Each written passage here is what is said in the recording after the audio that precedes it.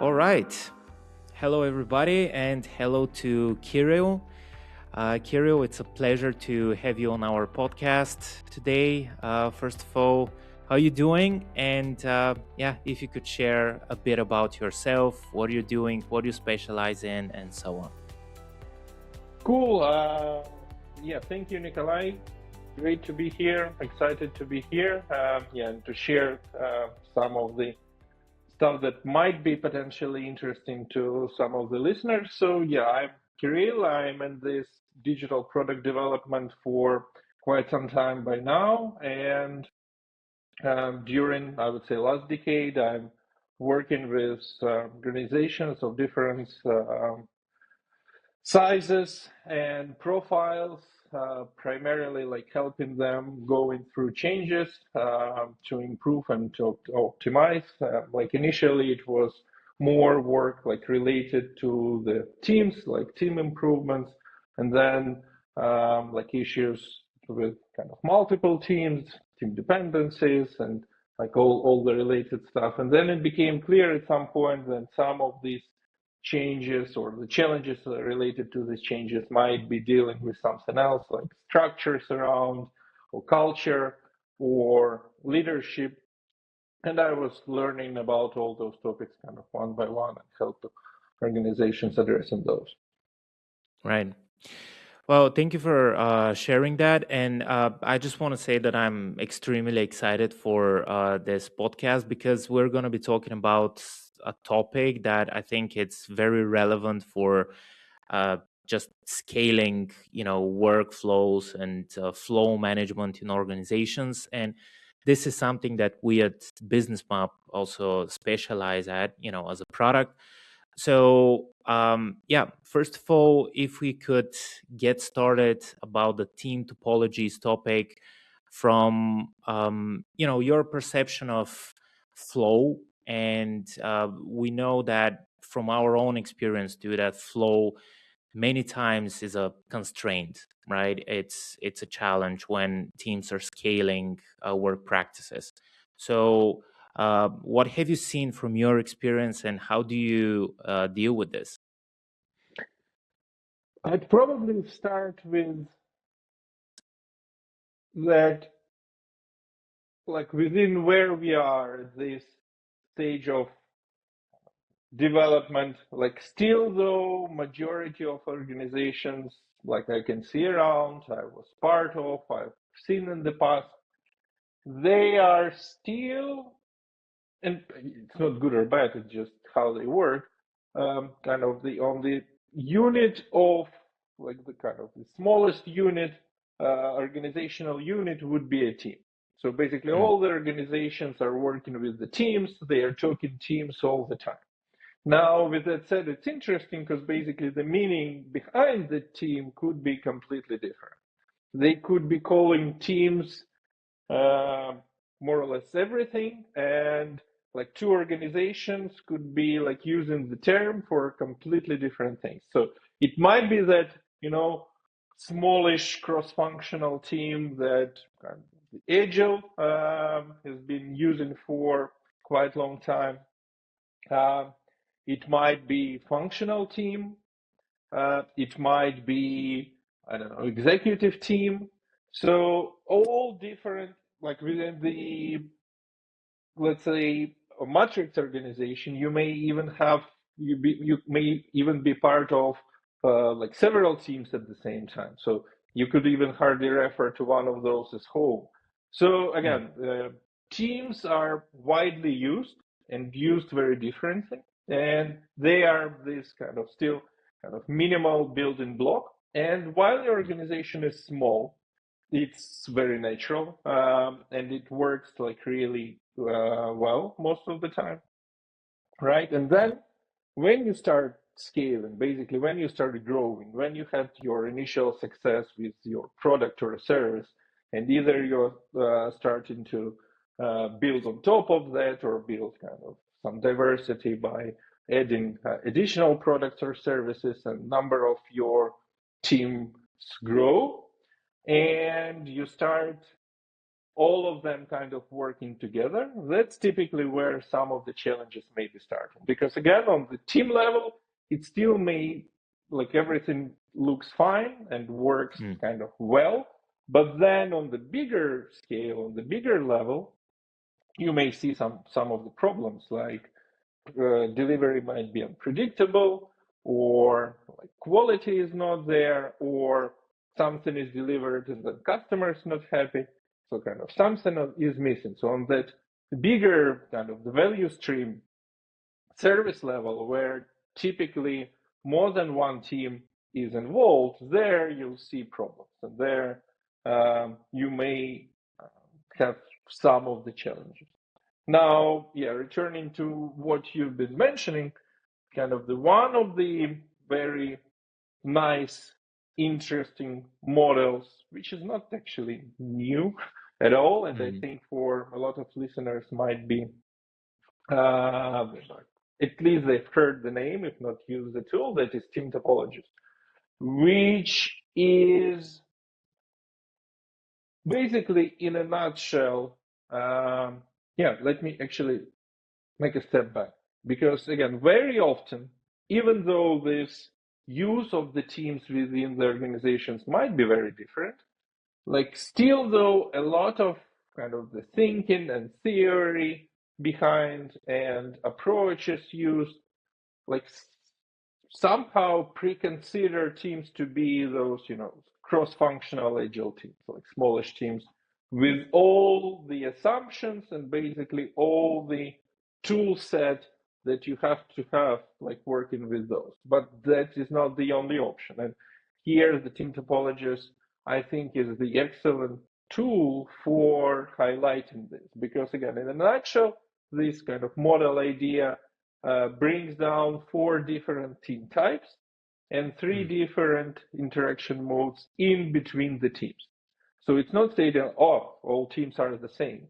They are bringing, again, different types of the teams, and only one of them will refer to this like well-known agile teams, and that will be stream-aligned teams. But also they have like complicated subsystem teams, platform teams, and enabling teams used for different purposes. And then again, the 3 different interaction modes in between the teams.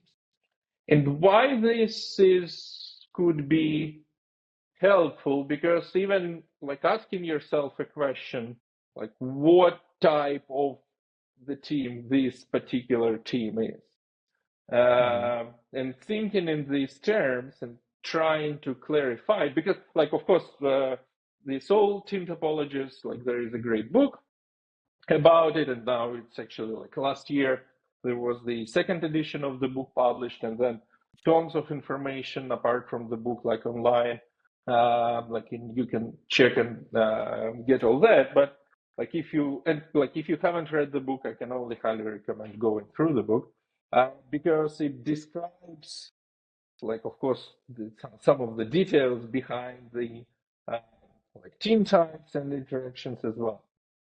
And Right. going through the details, you'll see that because of those specifics, like, of course, what you do, how you approach structure, how you manage the teams would be very different depending on the time. And different tools and techniques are kind of relevant and important. Right. And I'm also interested to learn more about the interactions. I mean, because you mentioned 4 different team types, and there are 3 types of interactions. What exactly are those interactions, or are they like custom based on every team or every organization that starts using the model? I mean, these 4 types and 3 interactions are kind of defined. So yeah, I've already mentioned the types. The interactions introduced by the model are kind of the collaboration, and that's where kind of 2 teams work closely one with another for a limited period of time to achieve some objectives. So it Okay. might be some bigger project or a program when they're like working closely, and then so it's temporary in nature. And then um, kind of act as a service. So basically, when one of the teams provides the service to the other team, and that I Hmm. would say like very very typical case for bigger setups.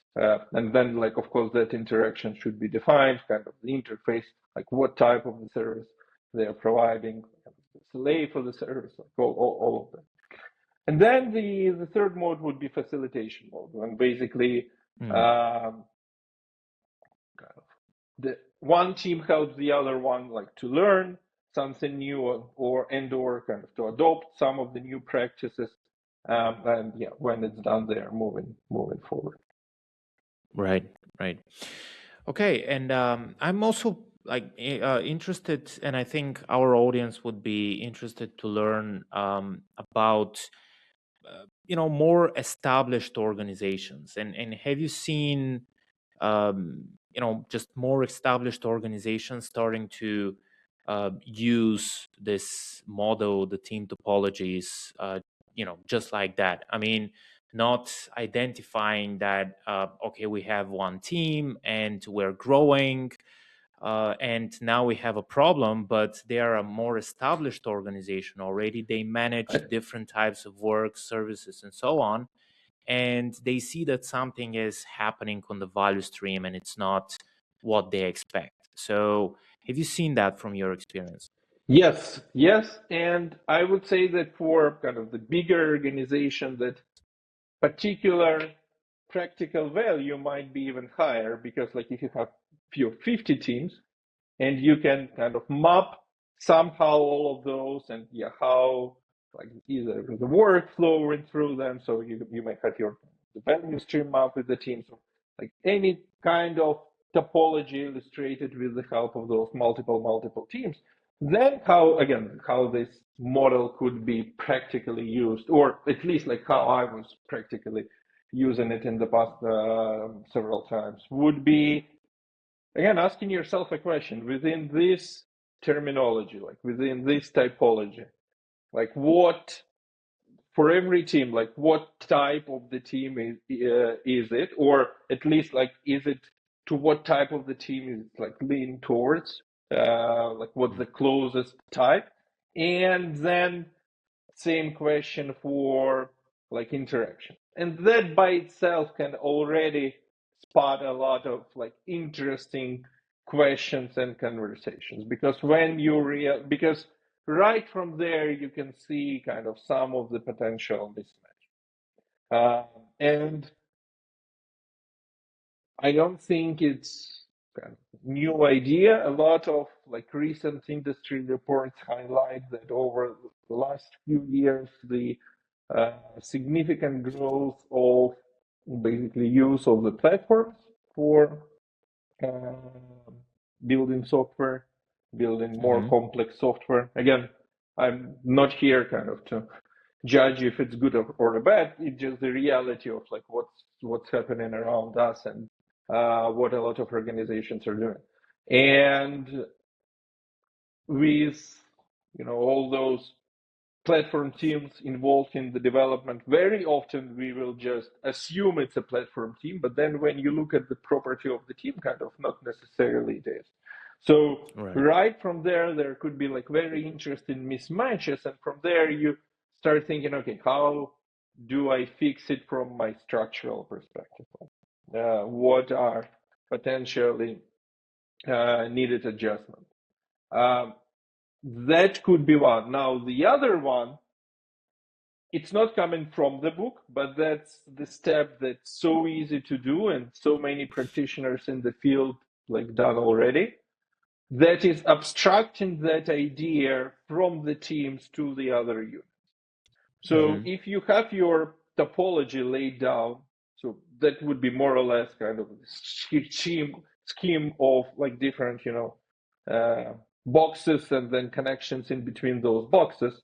Whatever your boxes mean, not necessarily just one team, Hmm. but like on a higher level, it might be, let's say, your value stream, or like even some higher level.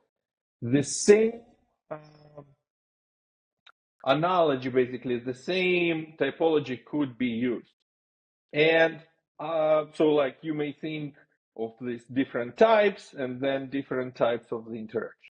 And very quick illustration, like probably one of the first who were doing it was the Safe Fox, Hmm. because they've like really quickly introduced the idea of like the platform train.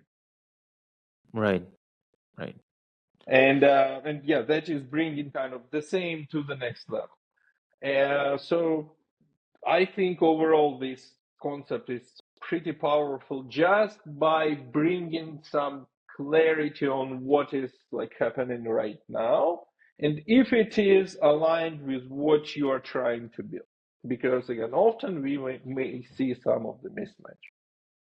Right. And then the next stop from here, like even if there is no mismatch, if you structure like fully uh, adequate and basically you have what you want, it provides you with the kind of the idea on how those teams, like what are the differences in how you approach and how you're working with the teams, how you're managing teams, like who should be there and so on. Mm, Because again, they are not the same.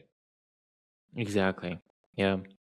And I'm also wondering because obviously, the team topologies method is also it's about continuous improvement, right? I mean, you start doing something, start mapping, and it doesn't work exactly like how you've seen it, probably, and then you start improving. But what would you say is the I wouldn't say like the end goal or but the biggest benefit that the team topologies model can bring to organizations?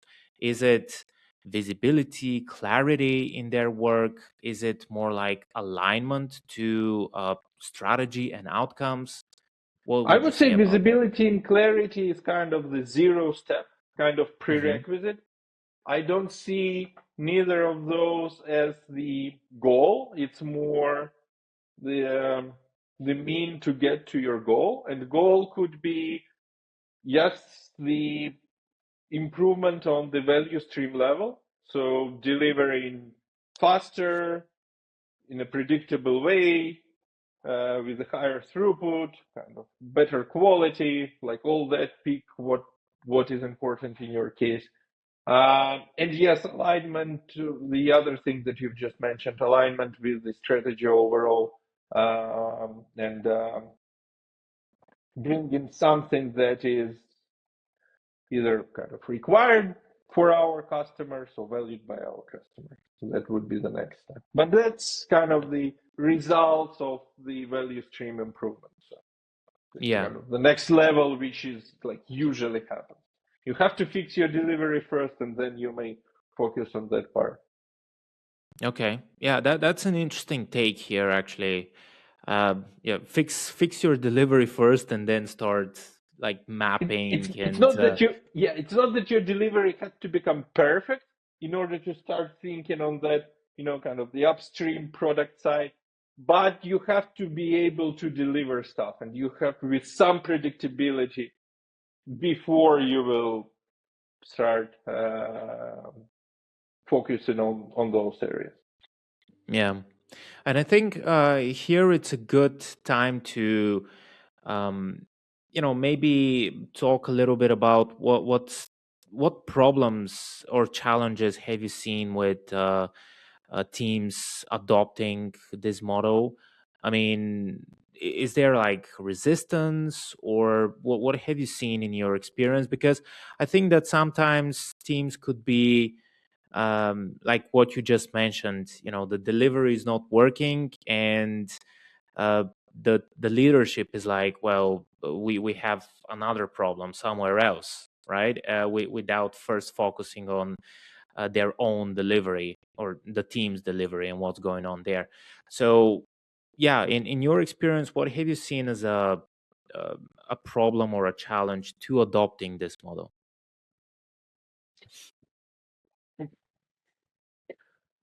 I would say one of the big bucket of challenges I have seen, it's not like directly even related to the model, but more to what you started with the value stream. And Mm. That's something I think I've mentioned already, right? Like on the team level, everything looks perfect. Like team is perfectly fine. They are happy with the way they work together. They are happy with the delivery of the results. But then, unfortunately, the end result is not there, or like the customers are not happy, or the Yeah. stakeholders are not happy with what the overall total final delivery is, and multiple teams are involved. And while for all the teams it works nice, but then something is clearly not working, right? If there is no end result. So, like somewhere in between the teams, it got lost. Yeah. And Yeah. yeah, that's like what we are usually fixing with the value stream and kind of team alignment, but that is the challenge. Mm. And I think like specifically where the models comes into the picture is by introducing the idea that sometimes some of our teams have like very, very different purposes. Mm. And the way how they structure and how they work and what's important for them and what they're focusing on and what are the skill sets like required for that particular team might be very, very different. And again, often there is a mismatch. And that mismatch might be taken from either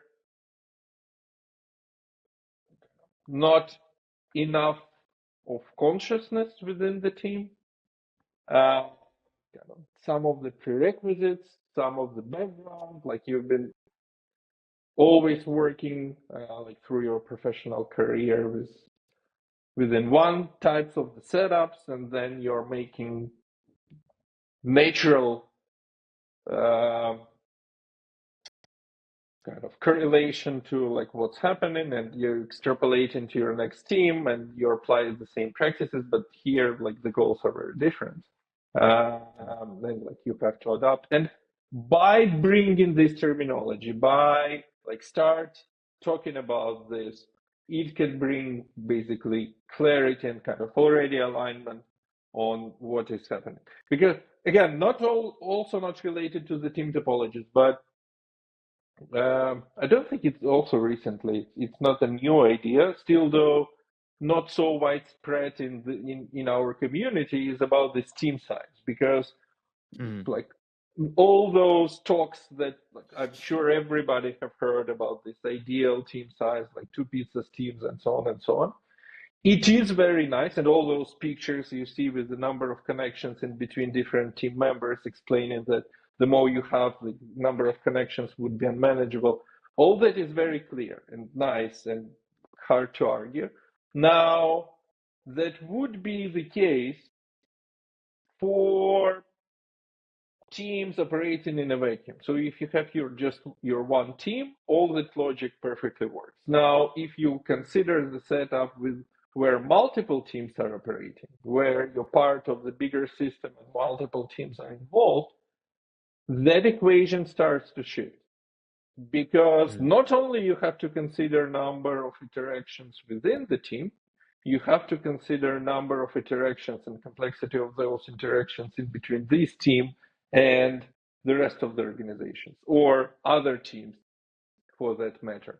And actually, considering that, research shows that sometimes having a bigger team that would have less of external dependencies or kind of need for communication collaboration works better. Yeah. Um, and that is, yeah, kind of also like sometimes might be very, very uh, foreign, alien idea to a lot of people. And yeah, like sometimes ideas, concept like this can help with that as well. Right.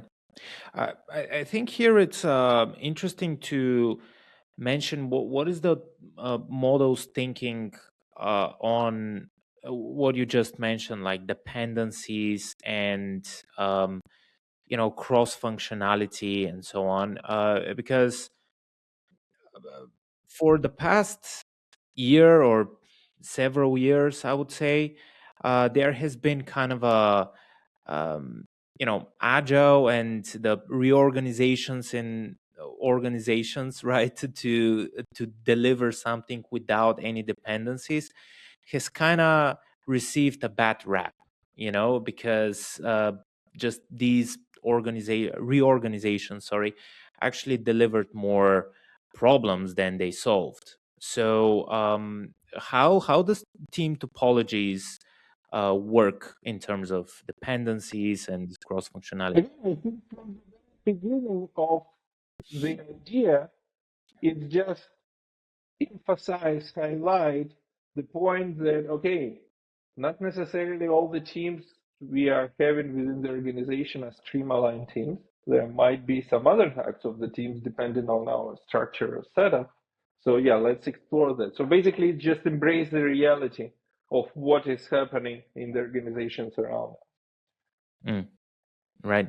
Yeah. Is it like And just again, just by explicitly, clearly having the discussion and that kind of markup of your teams, from my experience, it can bring really valuable question like if this ratio or setup or split of these different types kind of makes sense. Like, do we have to have this number of, let's say, platform teams?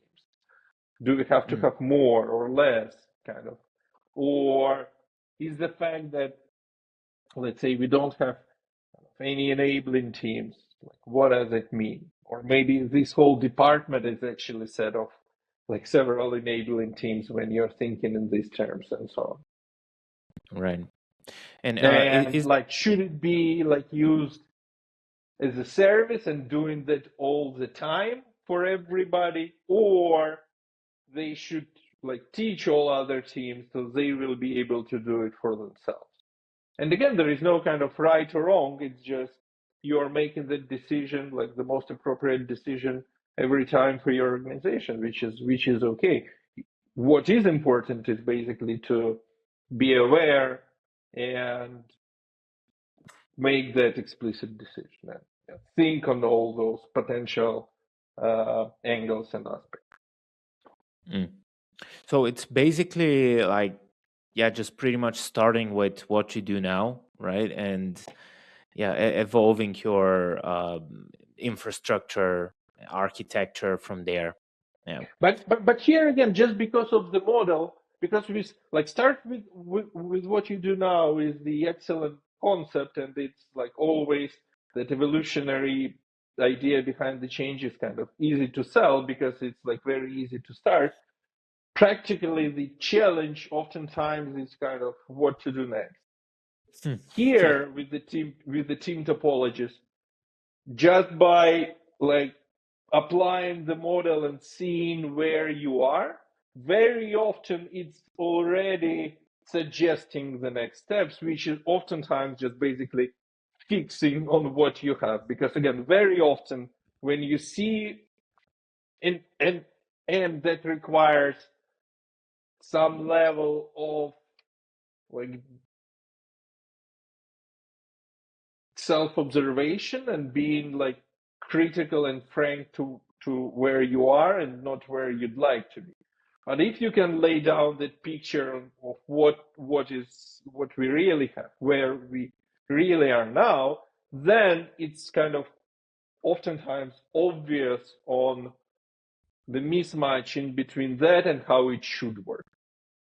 Just having this little information from the model about these several types and several types of the teams and several types of interaction, you can already see that your setup is kind of not how it should work. But then the next question is like where you'd like it to go, how you'd like to build it.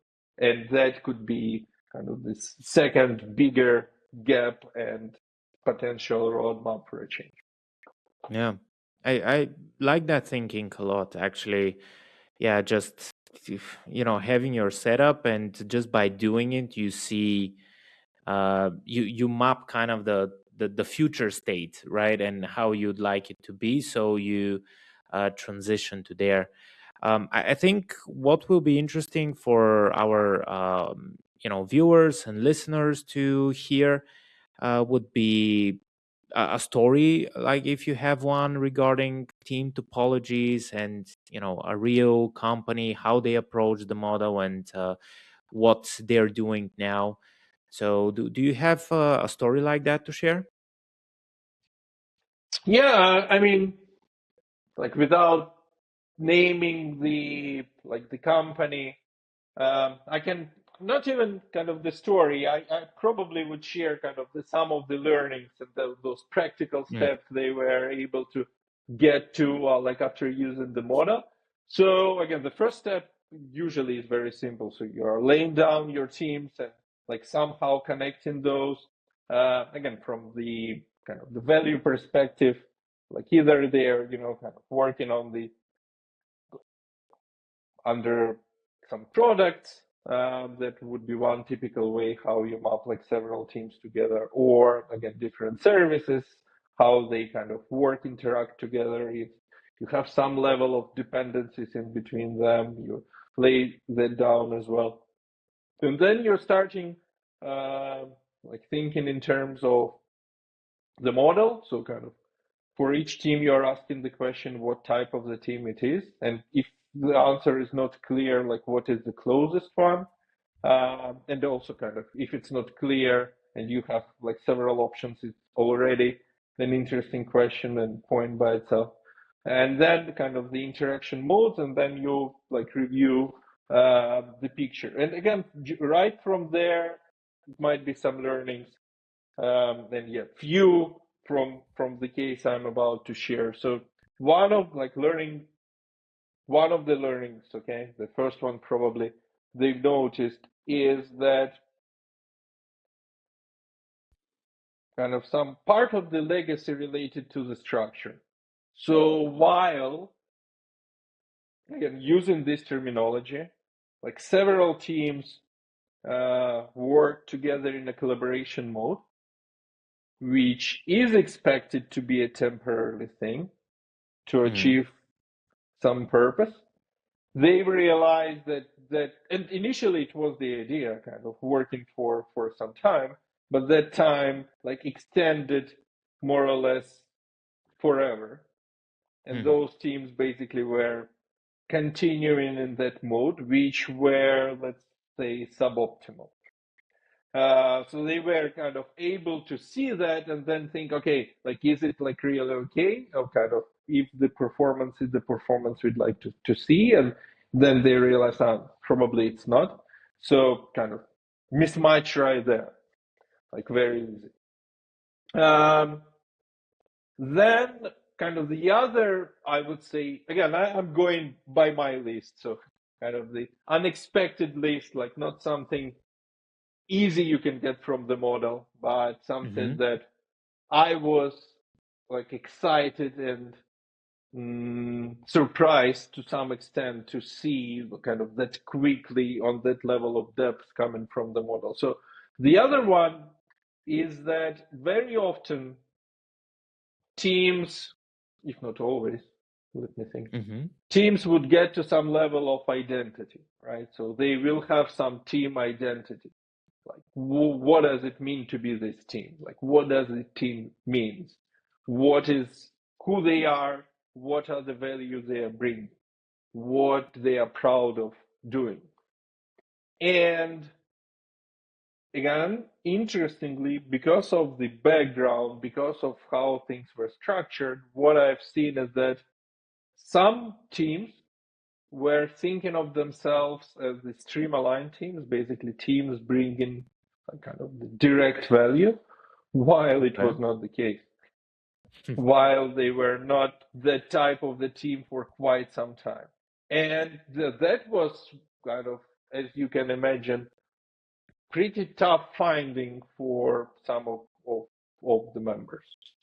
Oh, And for sure. that Yeah. actually interestingly resulted to like huge team restructuring. I would not call it dissolve, but yeah, some of the team members, like after that realization, were like wanted to move to some other team, Mm, which was stream aligned team. For others, it was fine the work they were doing, but anyway, the team like had to change because of that mismatch in between their type and their identity, what they think they were doing. So to me, that was quite interesting.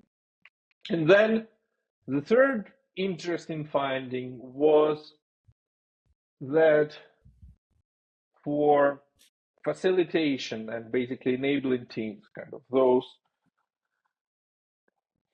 in their case, it was like really very small units, like helpful units of like 2, 3 people who would work for a limited period of time with the team in order to bring some knowledge to them. It could be, for example, kind of some of the DevOps practices, let's say.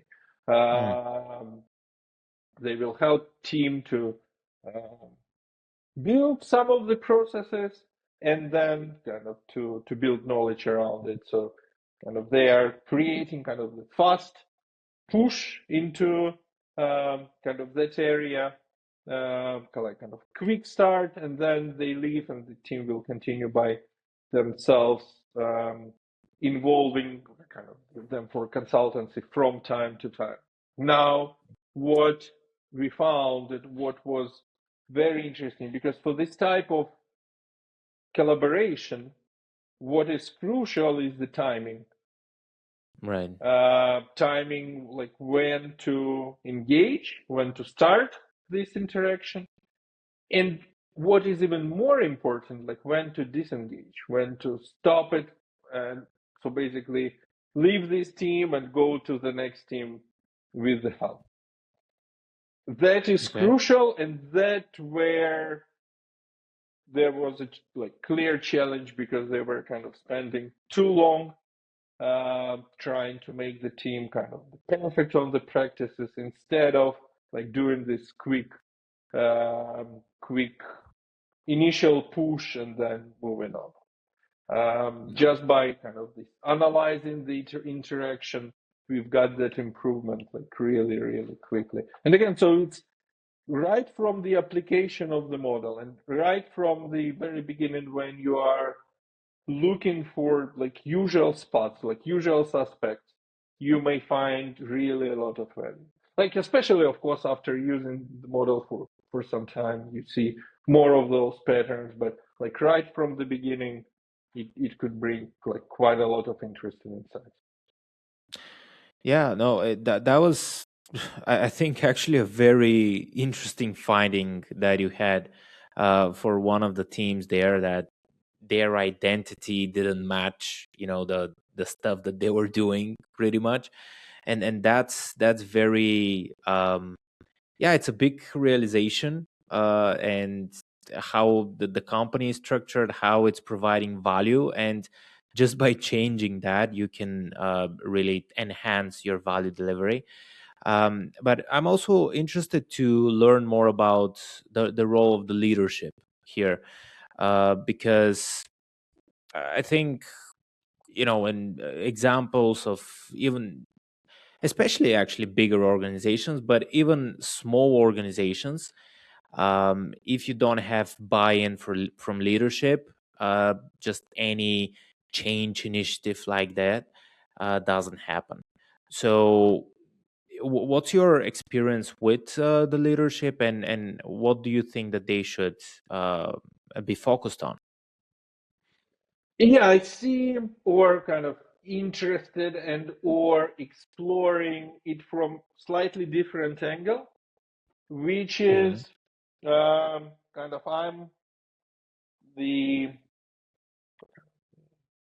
heavy user heavy practitioner of leadership circle model, which is kind of very nice tool for like it's like three in one, the model and then the measurement tool and then the improvement tool for basically growing and improving your leadership, for working with your leadership competencies. And basically the model defines uh, like 29 different competencies. So like different aspects of the leadership, and it also can like it can measure it for individuals through 360 type of survey. And then of course, if you have all your leadership competencies measured, then like of course it's like easy to be that the first step in order to improve. From there, you can start improvement. Anyway, that's kind of the model. But like I was going through all those competencies, thinking about like of course they are relevant in the context of the team leadership and like what's Mm. needed and required to lead a team. And this is interesting. Again, I'm not saying all, but very often, and a lot of thinking we have in our industry would be more focused on kind of generic teams and kind of more applicable to the stream-aligned teams. Like again, typical, more kind of cross-functional type of teams, which is okay. Now, just by introducing the idea and accepting the fact that different types of teams may be there and different types of interactions modes may be there brings Mm. you to the point that yeah, maybe different leadership competencies are needed for those different types of the teams, and maybe something else is more important depending on your type of the team. Like for just to illustrate with a quick example, let's say for I don't know platform teams, maybe more of the system thinking is needed. Basically, Mm-hmm. just to see the boundaries, like what is your platform, what is not, uh, what should be there. And then, for example, I don't know, let's say for your enabling team, just the example I was sharing about the timing, maybe decisiveness is the competency that is needed. That will help you to understand when to engage and when to disengage, like what is the right moment. And not actually kind of all that collaboration and the teamwork that you would expect uh, typically as some of the competencies related or associated with the team. Because, for example, if you are within the enabling team, providing the service to others, like showing the practices, teaching others, like onboarding others, Mm-hmm. maybe teamwork with your team is not even happening. It might be something else. It might be, I don't know, coach and mentoring skills might be more important for that team. So again, just by accepting the idea that teams may be very different, their goals might be very different, the ways how they operate might be very different, brings the idea that okay, leadership required within those teams might be different as well. Right. And same way as just with all what this model does, bringing this clarity is kind of the zero step that would start you thinking, okay, how different and like what is the most appropriate, which is kind of already good. And then like, yes, if you like work with some of the practitioners who was using it, there are kind of hints, patterns, and ideas. So it's not only the model raises the questions, like of course it has some answers as well. Because we are all Right. looking for answers, right? Not only the questions.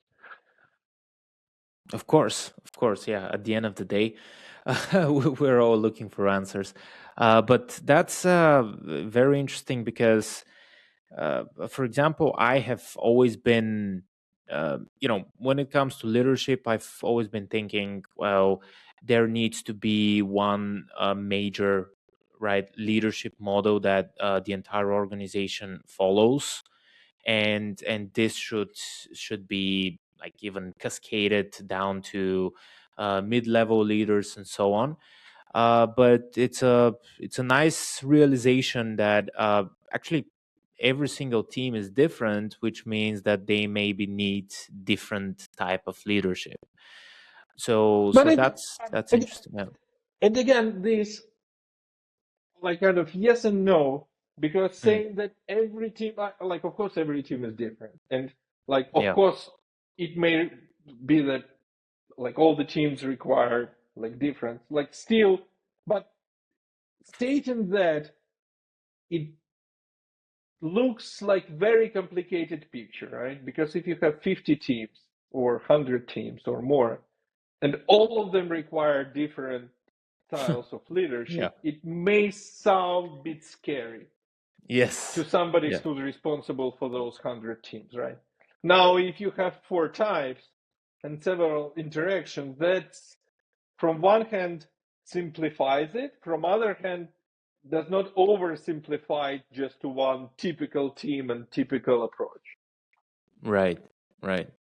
Yeah, that's that's good because yeah, 100 teams with 100 different styles of leadership. It's not realistic at all. So um, yeah, I mean, as we are nearing the end of our conversation, I would like to ask you pretty much to if you have some interesting resources. I mean, you mentioned the Team Topologies book, And but yeah, something else I that can you could only share. encourage our listeners basically to read the book, like get to community. It's like very open. There are like a lot of different experience reports, uh, dedicated conference to that, reports about like using team topologies at like other different conferences. So it's very easy to find like all the information you need. And Mm, yeah, like these days we are used to consume the information in different ways. Again, it's not a problem here at all. Community is very open. Like you can see a lot of kind of templates, resources like kind of the Miro snippets and kind of the tools that you can be just taking and using, like start using. So, like to me, it's one of the models that is not like overly complicated and mm, pretty easy to start playing around. Basically, yeah, just to see like what the value you might be getting. So nice, easy right. start, and from there, yeah, you can see how it works Yeah. for you.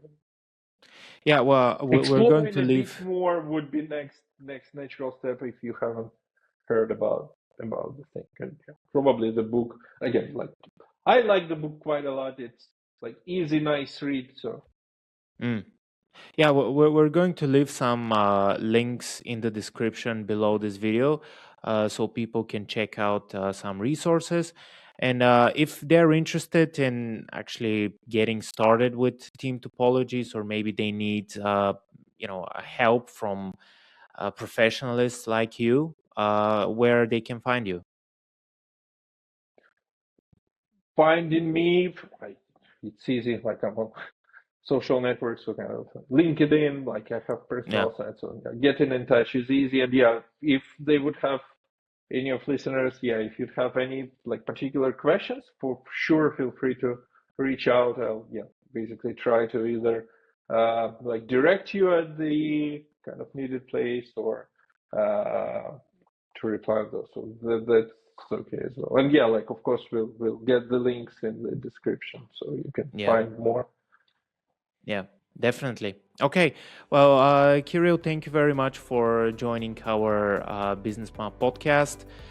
It was very valuable, and I think for our listeners to learn more about the team topologies model, we're going to leave more resources as we mentioned, and yeah, I hope we can catch up soon and cover another interesting topic. Would be great. Thank you. Thank you. It was Thank you. Thank you. I think a great topic. Bye, everyone. Thank you. Bye, everyone.